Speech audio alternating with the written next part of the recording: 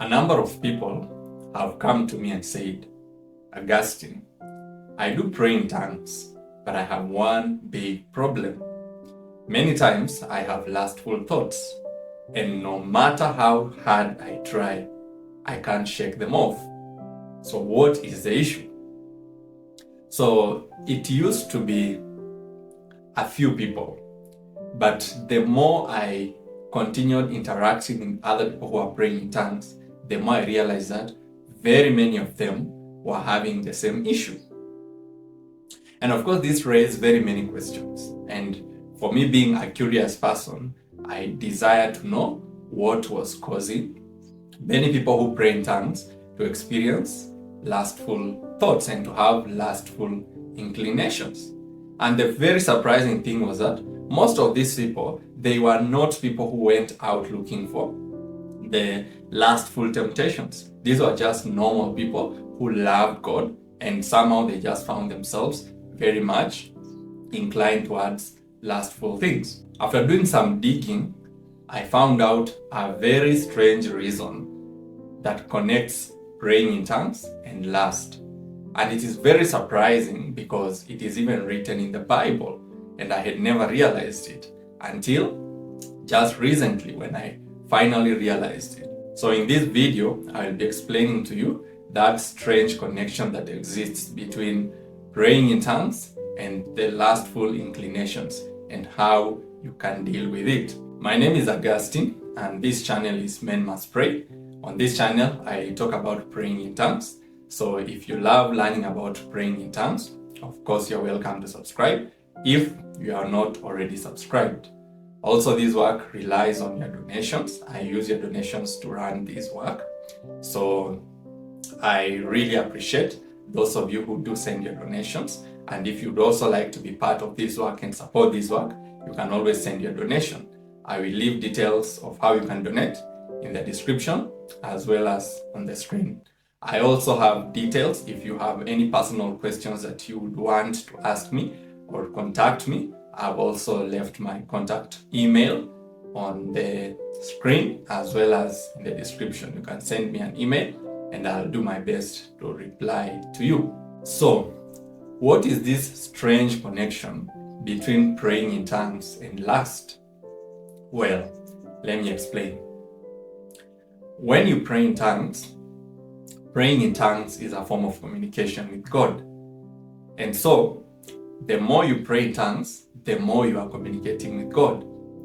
And as you know, communication is the basis of every relationship. So basically, the more you communicate to God, the more you talk with God, the closer you get to Him. Because that communication creates a bond between you and God. And the more the communication, the deeper the bond you have with God. And then you naturally get closer to God. Now, when you get closer to God, you realize that God has so much love in Him. And so when you get closer to Him, you also start becoming like God. You also start getting a lot of love from God. And because you are receiving a lot of love from God, you also have a lot of love to give.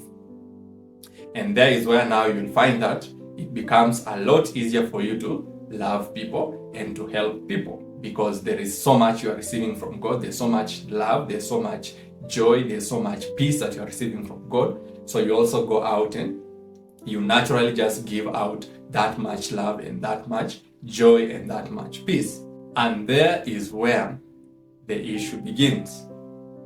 Because when you have so much good in you, human beings are naturally going to be drawn to you. People are naturally going to be drawn to you because of the good that exists in you. And the more people are drawn to you, the greater the temptation will come for you to do what? For you to have strong relationships with them. And now the challenge comes in that when you are attracted to people of the opposite gender, there is where now that physical desire for intimacy comes up. Because when you are dealing with God, usually it is a very intimate relationship. And then you learn how to be very intimate in relationships because that is what God teaches you, to be very intimate with Him. So when you go out into the world and you are now showing that same love to other people, the people you are showing that love to, they'll also be attracted to you with that same intensity of what? Intimacy that you have for God.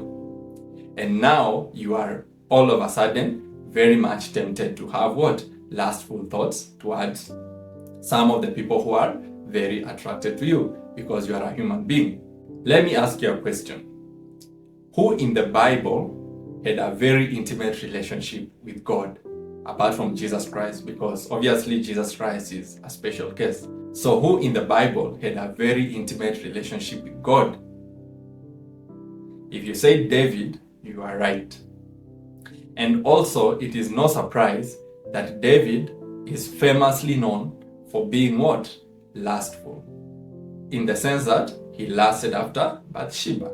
It was a one-time thing, but it showed a glimpse of how powerful intimacy with God translates into the physical. Because we know that David loved God. And even the time that he was going to take Bathsheba, we know that he loved God. Even at that time, he still loved God with the same intensity. But for some weird reason, David chose to go and take Bathsheba for himself. That was pure lust. So where did that come from? It came because David had been used to showing a lot of love.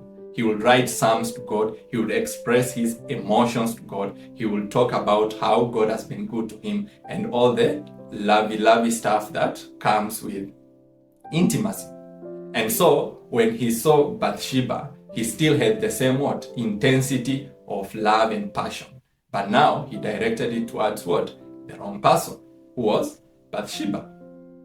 Because naturally what happens is that God gives you that intimacy and that hunger and that burning passion. The passion that Apostle Paul talks about and says it is better to marry than to burn with passion. Is it that passion to love and to have intimacy? It is what God gives to you when you are in a close relationship with Him. When you pray in tongues a lot, God stirs up that passion in you so that you love Him more. But what happens is that if you don't spend time with God, naturally that burning passion is going to be directed somewhere else. And if it is directed to a person somewhere else, then most likely it's going to end up into a lustful temptation.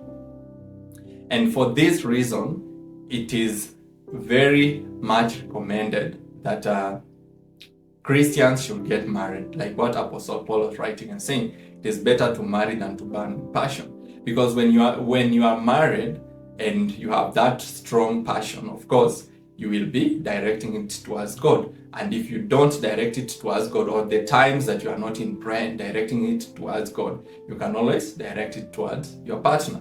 But for people who are not married, there is that temptation of directing it to somebody else who is not their partner. So they end up in fornication, or they end up in other immoral things that are driven by that intense passion. So how do you solve this dilemma? Because when you pray in tongues, you can't avoid stirring up what? That passion of love. But at the same time, that passion of love will naturally drive you to have greater tendencies to end up in lust. Because I've seen some people, they would come to me and ask me to pray for them that they may get over that spirit of lust. But for me, I understood that the problem is not that they have a spirit of lust. The issue is that what? They just have a burning passion in them. And that passion has been stirred up actually by God Himself. And so what they just need to do is that they need to direct that passion for intimacy towards God and regulate it so that they don't direct it towards the wrong people and end up in situations that are very sticky.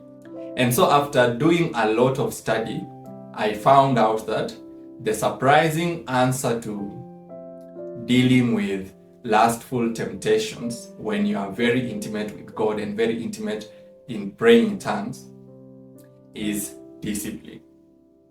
From the book of Proverbs chapter 5, King Solomon talks about a young man who is carried away by the passions of youthfulness and is attracted to a woman who is not his wife. And so he even goes ahead and asks, why should you be captivated by another man's wife. And then he goes ahead and says that at the end of your life, if that young man continues on that path, at the end of his life, he will find himself having wasted his life and having spent his strength to build another man's house. So basically, by having those lustful passions towards another man's wife, no matter how much you love that woman, at the end of the day, that woman belongs to a different man. So you are only building what? The house of a different man. And all the strength you use and all the gifts that you give to that woman, she will take them to her home, which is another man's home. So you are basically just enriching what? Another man's home. And so King Solomon ends up and warns us and says that young man will start regretting that he did not heed to discipline. He shunned discipline and he did not listen to his instructors. And so he gives us the answer to these lustful thoughts and these lustful inclinations, is that you need to have discipline. Because the desire itself and the passion itself is of God. The passion itself is a good thing because it enables you be very intimate and be very close to God. It is what actually drives you to pray in tongues and be with God, and it is what makes praying in tongues very sweet. But at the same time, it requires discipline because all that passion needs to be directed towards God. And if it is not towards God, it needs to be directed towards somebody that you have a right to have physical intimacy with, which of course is somebody whom you are married to or somebody you have married. Therefore, if you have been praying in tongues and experiencing an increased desire for intimacy, then I hope you now know what you need to do. You need to pray that God may teach you to be disciplined, and also learn to just discipline yourself and know that that passion needs to be directed to God. And any overflow that comes from that intimacy and that passion, it needs to be directed to somebody that you are in a marriage relationship with, which Apostle Paul advises and says it is better to marry than to burn with passion. That's it for today. God bless you.